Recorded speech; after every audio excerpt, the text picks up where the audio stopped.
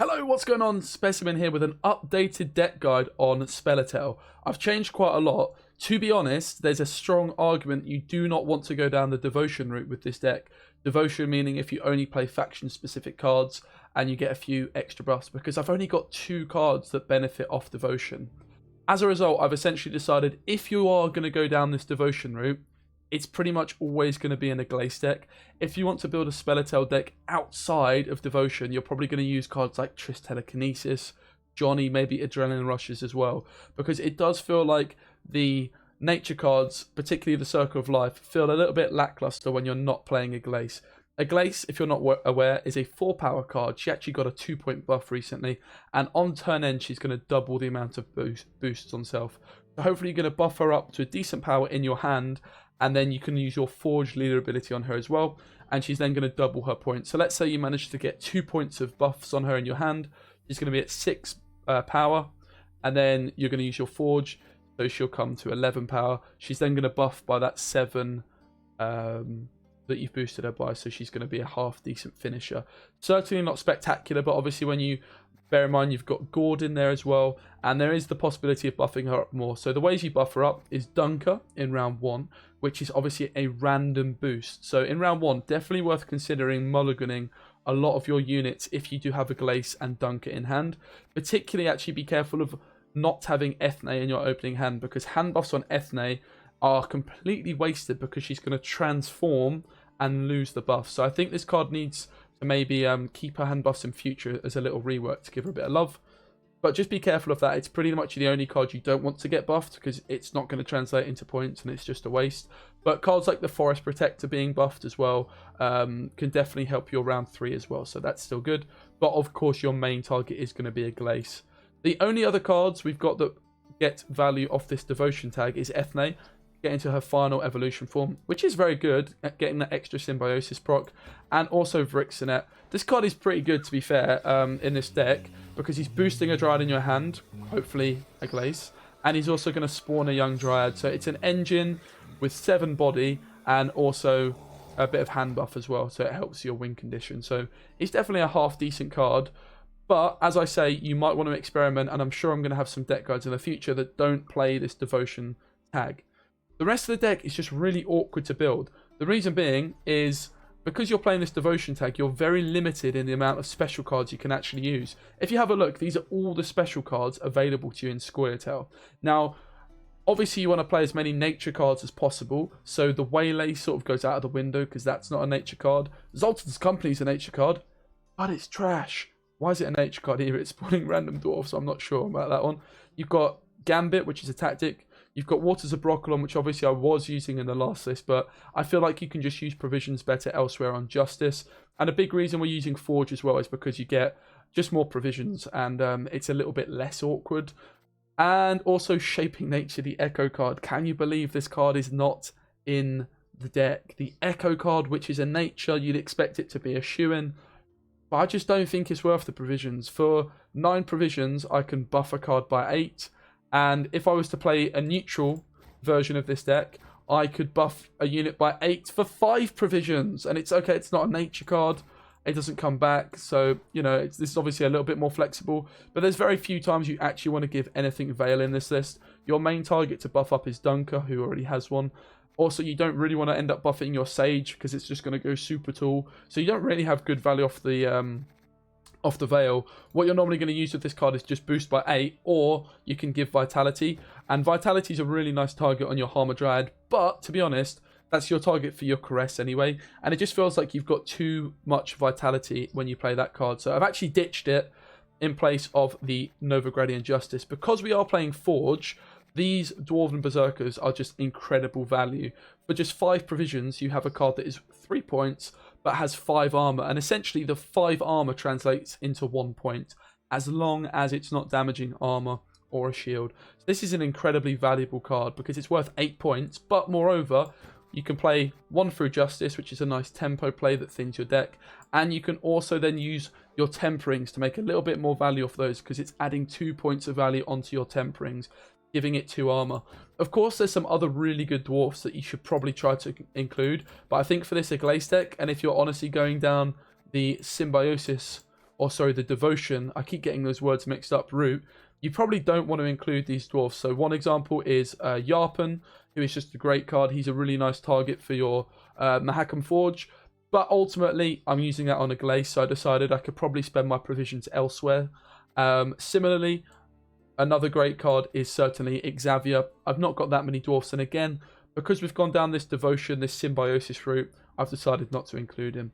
I do think I'm going to be posting a deck over the weekend where I experiment a little bit more, playing a non-devotion, there it is again, a non-devotion version of this deck. So using cards like Adrenaline Rush, cards like Johnny, you'd lose Fne, but you'd be able to fit in Triss Telekinesis, because I feel like that could be a good way of playing this deck too.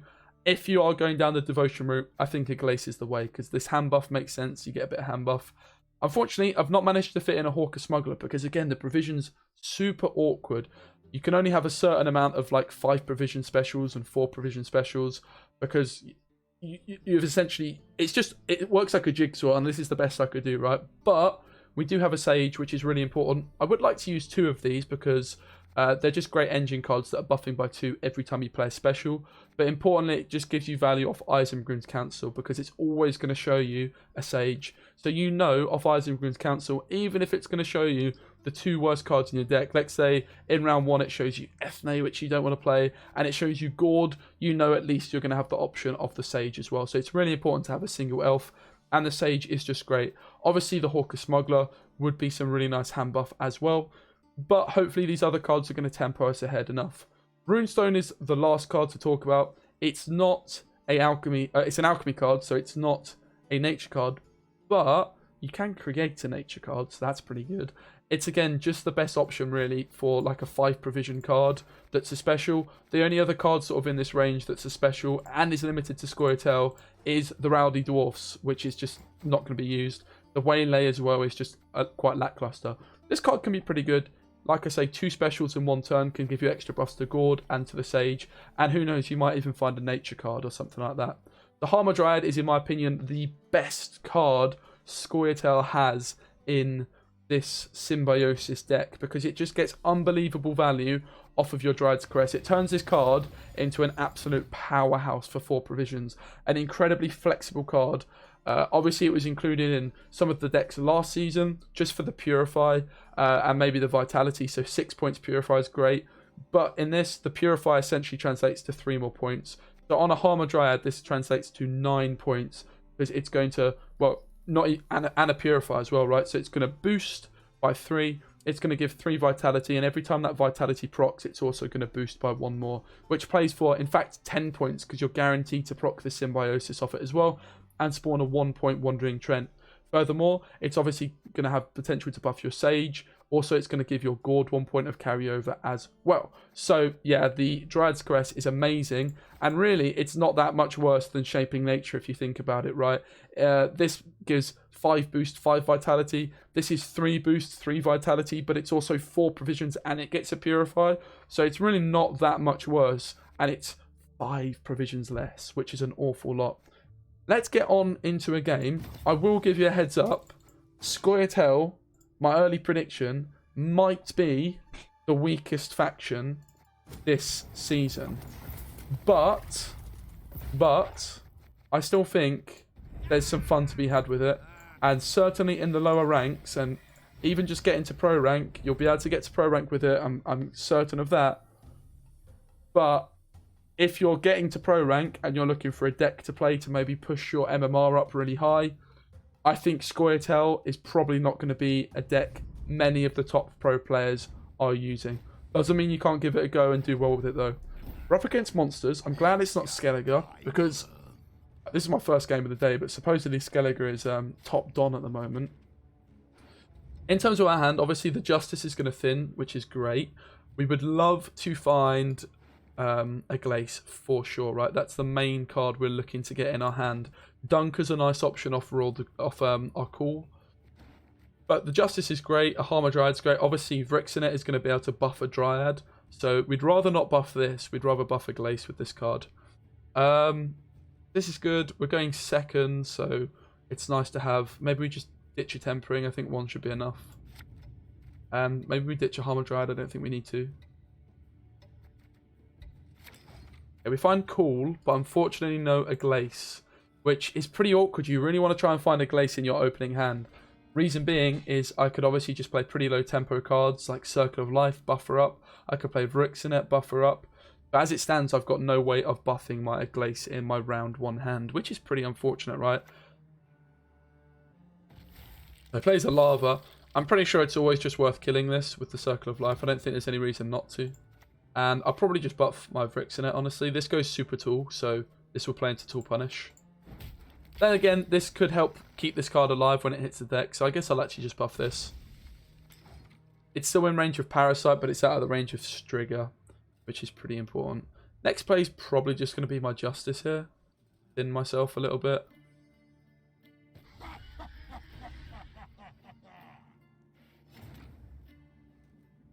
The question is, are we ever going to win round 1? Is Justice too good a card to play in a round 1 situation here? There's an argument it's a little bit too good. Same with the Cool, honestly. It's just not a very good hand. This is the problem probably with these Aglace decks. You really want to find this card in your opening hand, right? Dunker as well. We could float a Runestone out there. We could play Vrixenet. I think I'm going to try the Hammer Dryad. So we didn't actually get any carryover from the Circle of Life, but what we did get is hopefully protecting this. Strigger's a very popular card in Monsters. He might sink a leader ability onto like an Imperial Manticore to destroy this, but at least then a leader ability's gone, and we're not feeling very confident in this this one anyway. So we're just going to put a Dryad's Crest down, which is just going to make this card go super tall. But, you know, it's not many provisions, and it's getting a lot of value on this card here. Buffing up our Gord, hopefully just getting some decent cards out of him. I could have gone for the Rebuke here as well. It's a really valuable card though, I think. Okay, we're going to create hopefully something decent that can deal with this. Obviously the Thunder doesn't quite deal with it. So let's see what we can create. Oh, we find another Rebuke. Well, we'll use that still. Can't see why not. It's unfortunate. I could have obviously gone for the Death Blow here for 2 more tempo. But I think it's more important to threaten killing this, right? He might be quite scared of like a Circle of Life, for example. And actually use the damage. I know I would use the damage if I was him. But he might be a little bit greedy and not go for it. He decides not to go for it. Again, I'm not really sure how much value there is of pushing this round too aggressively. So maybe we just dump like a Tempering down. This card could be pretty good still.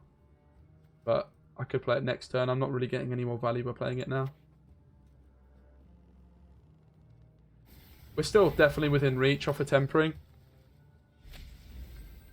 Again, as you can see, obviously the tempo is just not quite there with these decks if you don't draw particularly well. But hopefully, you know, the Justice can help you out on that, and the hand buff is hopefully designed then to give you a strong round 3. But unfortunately, we just didn't get what we were looking for, right? I could have buffed this up. I think this would have died though, and I just wouldn't have got maybe as many cards out of him. Because I'm still in a position to push it, even just putting a Dryad's Crest on this card. What could go wrong, right? I think you know the answer to that. We got a nice create on the Runestone though, so the Runestone buffed my Gord by 2, which you definitely can't argue with. And I'm just going to try and keep some of my better cards. Also, Vrixenet, if he dry passes in round 2, is just a nice card to put down and give some value to my Glace if we draw her as well. Or even just like giving to Dunker to keep her alive. Or to Fave just for a bit of tempo. I'm just going to keep in this round. We're still not that far behind. Looking to just get some cards like Igern out of him, really. I honestly might just take the Rebuke on this as well if he doesn't use the damage here. Well, we actually get the pass out of him, which I'm really surprised by. So this is going up by 1 point. So he's at 36. This is going to buff by 4 points still, right? So I'm at 29, he's at 36, so I need a 6-point play. This does it, but it seems like a massive waste to play this card here. But then again, I guess Justice is just great too, right? Would this be enough? Nature's Rebuke plays for essentially 5, essentially 7 points, essentially 8 points, which would be enough, right? So 8 points, I'm at 13, I'm at 29, and it plays for 8 points, which would put me just about ahead by a couple of points, if my maths is correct. We get the 2-point buff off there, we proc the Symbiosis, we deny his buff, and then my Hamadryad is going to buff by 2. Quick maths, let's go. Nature's Rebuke coming in clutch there. Now, a lot of the time, with these sorts of decks, you want a short round 3. Okay? We obviously just need to find a Glace. But, again, you can still use your Forge on her to buff her up. I do not have a target for my hand buff yet, which is pretty scary. All these cards are pretty damn good, though. I don't feel great about kicking any of them, to be honest. I guess we're kicking the Rebuke. Doesn't feel particularly good, though. Again, I don't think you want a long round against monsters. It's probably more a short round is better for us. We find Figures, who I don't really want in this hand. We find Dunker, who I could buff with my Vrixenet, but then I play Dunker and it's not really doing much. It's just a bit awkward, right? I guess Dunker would buff my Protector. I think I need to push this round somewhat aggressively. I don't think I'm going to beat this geezer in a long round, to be completely honest. So I'm going to play my Vrixenet down first, buff my Dunker, then I can play Dunker, which will buff my Forest Protector. Then I can go for my Justice, which gets a bit of value, and we'll see where we're at. Even if we go into the last round down a card, obviously against monsters, Ozeril, short rounds don't really suit us that much, but I'm pretty sure we'll just lose in a long round, to be completely honest. It's definitely an awkward one. Yeah, I think we're fine to go for this. I think it's best to push. Bear in mind as well, I'm in Pro Ladder at the moment, right? So it's going to be some tough games for sure. As I did mention, I think Scoia'Tael probably is the weakest faction, is my gut instinct. But who knows? Actually, my Justice could be really good on this because we could damage this down to 5 armor with a Dwarf here. And then I'm also going to get, I could use my Forest Protector to deal 5. Obviously, I'd like the carryover, but it's going to find Dunker very difficult to deal with here, I would imagine. Not sure he's going to have the answer. And this is where Justice is just going to come in to put an engine down on the board and also get some nice value. There is a definite argument here too to actually Isengrim's Council. I'm guaranteed to hit a Sage, right? Which would be pretty damn good. A Sage, would it be that good? I guess I'm only really going to play one spell. Probably not going to play this. I think we just go for the Justice. It's an engine as well, right? So we do want to get it down in decent time. It's not going to proc my Symbiosis, unfortunately. But we do hit the Egern, which probably forces him to use a leader charge on his Egern. We'll see. Obviously, my Dunker as well. If I do play my Protector onto a Rebuke here, I could just use my Dunker charge because she's not going to get any more value off of the hand buff because I'm going to have no units left. So we didn't get the carryover we were looking for. But we're still applying a decent bit of pressure on my opponent. Hopefully getting a leader charge out of him. Demanding a bit of an answer here. Unfortunately, my Dunker's going to be too late to deal with the lava. But he's got Naugafar. And he's playing Haunt. So it's been a really good bleed for us. Essentially, him playing Haunt means we're not winning this round. Right? So there's actually a pretty good argument to pass now.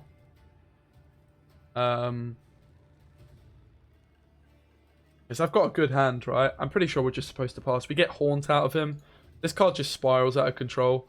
If I continue to play, I am going to lose a card. And we're playing against an Ozeril. So I think we're forced into the pass here.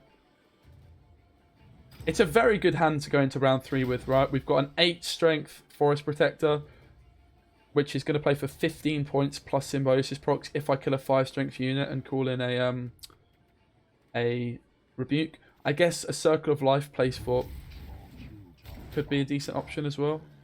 What was his play? It was, oh wow, it was Imminous Wrath, which is a great card to get out of him too. Imagining in his hand is Oberon, maybe an Imperial Manticore. But we've done alright so far. Sage is very good for round 3 as well, honestly. I'm pretty sure we kick Circle of Life. We find a Glace. How good is a Glace here, though, really? Essentially, she plays for 9 points with just a simple Forge. So we definitely keep her. I'm going to counsel to find, hopefully, Ethne or Gord. We could kick the Sage as a backup on Council. I think we'll kick the Sage. We find Gourd, which is great, which now means I can guarantee cooling for Ethne, right? So the Sage is a good card to mulligan because it just means your Council is a little bit less awkward. I could have seen Council and like seen Gourd and this, and I would have felt, oh, I don't want to use Gourd yet. I want to cool him. So yeah, Sage is definitely a nice option because it just gives you that backup on Council. In terms of my first play here, it's probably going to be playing. It's either Sage or Ethne first. I think Ethne makes a little more sense because she puts multiple engines down, and it plays around a little bit better. Manticore, which kills my lowest unit. Furthermore, I'm getting 3 points off each symbiosis, off each nature card with this card if it sticks, and I'm getting 2 points off this. So I think we use Cool here to guarantee hitting Ethne, because otherwise I could hit the Hammer Dryad.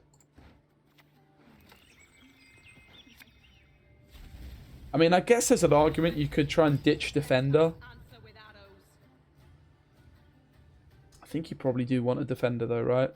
Like if I had a Defender in my hand, I would put it down, right? It's good for a long round 3 for sure. But there is an argument you could ditch it. A lot of decks do run Purifiers. Maybe that's something we'll experiment with. You could ditch Defender and have a card like Yarpen, for example, that's very good. Probably the one card you could maybe make an argument for ditching in this kind of a list. I guess even just a Hawker Smuggler, right? To try and get more value off a Glace. But you can see Hawker Smugglers sometimes a bit awkward, right? So, pretty glad we didn't play the Sage, because the Sage would have been gone here. What we will now do, though, is we will go for Council, I believe, into Sage. My fave here is either playing Tempering, Circle of Life, or Rebuke. Rebuke plays for 7 points if we can get a 5. They're all nature cards, right? Circle of Life plays for... Well, it plays for 3 damage, but then it also plays for essentially 4 points boost. So it's a 7-point play, 7-point play, and Tempering is a 5-point play. I do have last say, so if I need the removal, we'll take that. But we'll Council here. And we could take Figus, but we just take the Sage here, right?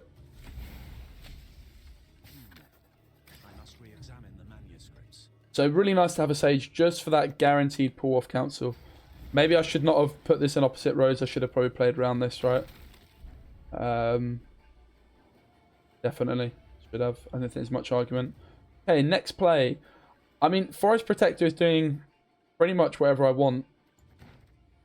I think I just... If I can kill a 3/6 unit, it guarantees buffing a Glacier up, but there's no guarantee otherwise, so... It's a bit of an awkward one. I'm never playing Gourd yet. Gourd's my second task play, then a Glacier. So it's either Fave or Forest Protector. They pretty much do the same thing, right? There's not really a big difference between them. We just need to decide what I go for. I guess I'm supposed to kill the Dryad with a Circle of Life.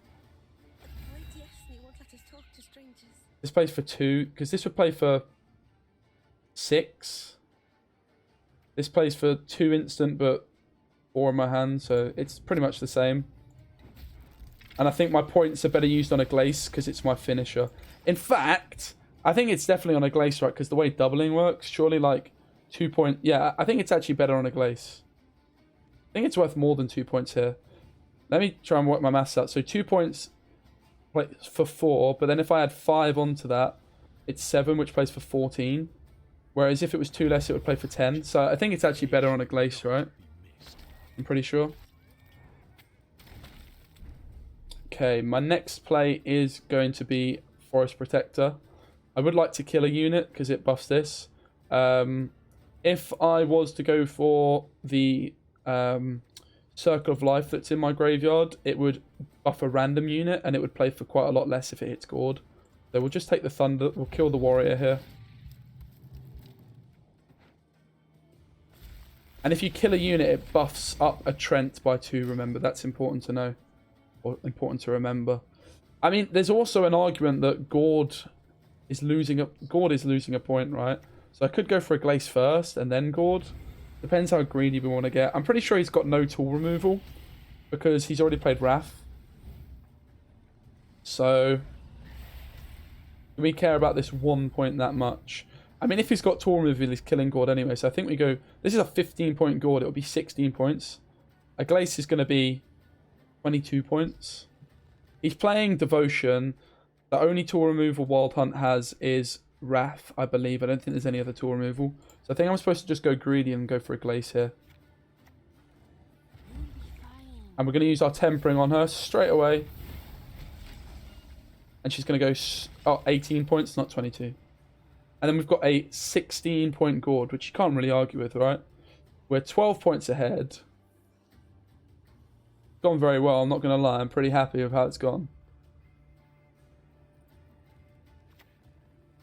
Osral comes down. And the Sage was really important here, right? Really was.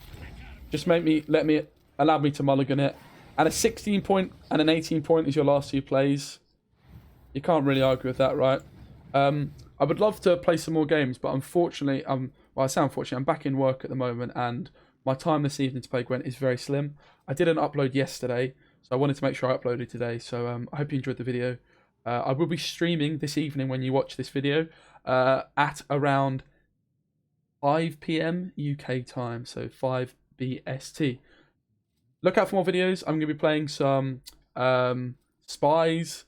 I kind of want to play some Skellige, but it seems pretty busted. Definitely want to mess around with some more Northern Realms and just bring you guys some fun decks. If you are looking for like super competitive decks for Skellige and Spies, I know Spyro uploaded a really nice Spies deck, and I know Freddy's uploaded a really nice Skellige deck. So if you're looking for those 2 decks, Freddy Babes and Spyro_ZA are who I would recommend on YouTube for those decks. Because to be honest, playing those super meta decks isn't really always my cup of tea. I love building decks, but I'd rather like maybe bring ones that are more niche and you see a little bit less frequently by other content creators. So this is a great example of that kind of deck. Hope you enjoyed the video. Obviously, might change a few things. I think the one thing to maybe consider is Figus, but he's pretty damn good, right? You can't really argue with a defender too much. But if you were to ditch Figus, let's just have a little play while I'm still going with what you might want to do if you ditch Figus. You might just get to see, if you're still watching, you might just want to watch a bit more, right? You might just get to see how awkward it is with deck building. So if you ditch Figus, it opens up an 8 provision slot. I think the most obvious thing that I would like is another Sage, to be completely honest with you, or a Hawker Smuggler, but I think another Sage, right? So that gives us 3 provisions to improve somewhere. So we could improve a special card, right? But the only special cards we could add are Scoia'Tael cards. We don't want this, we don't want this, we don't want this, we don't want this. So you could add Shaping Nature, but I've already talked about why it's probably not worth it. And you'd have to have a 6 provision special, which we don't have to add this. So it's probably going to have to be a unit. I think these specials are pretty much shoe-ins for this deck. I don't think you can actually mess with the specials. So it's going to have to be a unit. I would probably say a Berserker could go. But it could definitely make your mulligans a little bit awkward with 1 Berserker and 1 Justice. I think you should be able to get away with it. What 8 strength units do we have that we might like to use? Pretty sure you want to keep all these other units. And again, Berserkers are really damn good. Like I say, maybe you just use 1 Sage. I think I like 2 though. An 8 provision unit. Scoia'Tael limited, of course. Yeah, there's not much here. I mean, to be fair, Sarissa is a hand buff card, but she's super lackluster in terms of power. I guess Sheldon as well is another option for your hand buff. Damages it by the amount boosted. You could whack Sheldon in as like a backup, I suppose. It could be worth a try. I'm not really sure going that route is a good use of your provisions. So again, it's just a little bit awkward. Maybe we go for 1 Sage, and then we've got 14 provisions to spend on 2 cards. I mean, we're playing Devotion, so it's definitely worth considering an Oak Critters down here. Also, this card is amazingly good for just 4 provisions because it's a 7-point card with the Vitality. But bear in mind, you can buff your Hamadryad, but you can see these cards already go super tall. So realistically, you could definitely just whack an Oak Critters in, and then you could go for a 10 provision card. But what 10 provision cards do you want? There's not really that much. 6 provision, an 8 provision. You see what I mean? It's just a little bit awkward. So you could go for a Sarissa, or maybe a Sheldon could be good. Because we saw in that opening hand, I wasn't really making the most of my Circle of Life. But bear in mind, bricks in it. Can't buff Sheldon, it's only Dryad cards. So, yeah, definitely experiment around with it. I do like the idea of 2 Sages, but I'm not convinced I really want to run any of these cards. I guess Tuveril is just a good point Sam card. It's like a little bit of row punish. She's definitely not terrible in this meta as well. So Tuveril could be like just a little surprise option you include. But for me, I think the Defender does make a decent amount of sense. I guess you could go for Yarpen as well, but as I said before, I think the double Berserker is pretty good. It's going to make your mulligans a little bit less awkward. And then you get a Defender as well to just protect your F-May in a long round 3, to protect your Dunker, to protect your Sage. And also, if you're not worried about Igni and stuff like that, it can protect your Aglace and your Gord. So I do think this is the list, the one I showed you initially. You can probably just see why it's so awkward to build these devotion decks. Certainly going to be messing around with non-devotion Scoia'Tael as well, because it's definitely a deck I am really, really enjoying. But I think you would lose out on Ethne, and you'd probably play less nature cards, like Circle of Life would probably go. I think you'd keep Tempering and Caress, and you'd end up just playing some more dwarfs, like Yarpen, like as well Xavier, which are great cards. So look out for that one. Hope you enjoyed the video. See you later. As I said, streaming 7 PM BST UK time. If you're watching this at a later date, mate, I might be streaming right now. I stream Gwent every day, most of the time. I'm back in work a few days a week now, so might be a few days off. But weekends, I start early. I'll probably be streaming on a weekend if you're up early in UK time, and I aim to stream early 2 days in the week as well. Yeah, was streaming every day early, but now I'm back in work. I can't do that every day. Anyway, nice one. Thank you so much for all the support on the YouTube channel. It's actually crazy, man. I had like 500 subs like for 3 years. And now after like 2 months of being back, it's almost 2,000. And we've grown like almost 1,000 subs in like a week, it seems. So it's just crazy, man, for the support. I'm super grateful. Much love. Enjoy the rest of your day.